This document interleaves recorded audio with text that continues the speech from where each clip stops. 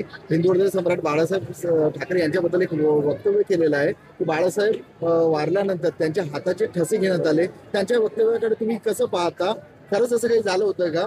त्याविषयी आता हे आम्हाला काय त्याची कल्पना नाही आहे, कारण ते तिथं बोलले, मी तिथं 7-8 दिवस होतो आणि त्याच्यामुळे त्यांना काय कळलं असेल ते त्यांना माहिती. त्यावरती आम्ही काय बोलणं योग्य नाही आहे. त्यांनी बोललेले आहेत, त्यांना आता काही लोक उत्तरं देत आहेत. पाहू आगे आगे क्या त्यांनी होतं. असं वक्तव्य करायला हवं होतं का? कारण की बाळासाहेब तर आता म्हणजे स्वर्गीय झालेले आहेत आणि त्यांच्या निधनानंतर 10-12 वर्षानंतर अशा प्रकारचं वक्तव्य होतं. कोणाच्या मनात काय, कोणाच्या ध्यानात काय, हे तुम्ही आम्ही कोणच काय सांगू शकत नाही आहे. आणि काय आम्ही कोणी काय बोललो, तुम्ही असं बोला किंवा काय अशातला काय प्रकार नाही आहे. त्यांना काय वाटलं, काय बोलले, त्याचं उत्तर आता ते देत आहेत. त्याला बघू आता सामोरं जाण्याचं. राज्याच्या राजकारणात भरत गोगावले नेहमी चर्चेचा विषय राहतात.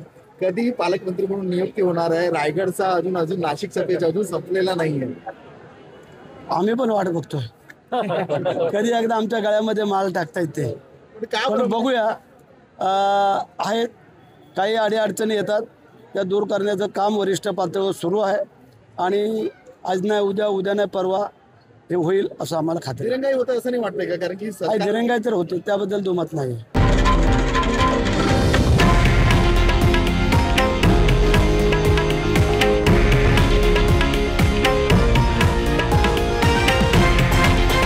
हे आहे देशातील नंबर 1 न्यूज नेटवर्क आणि आपण पाहत आहात TV9 मराठी, एकमेव.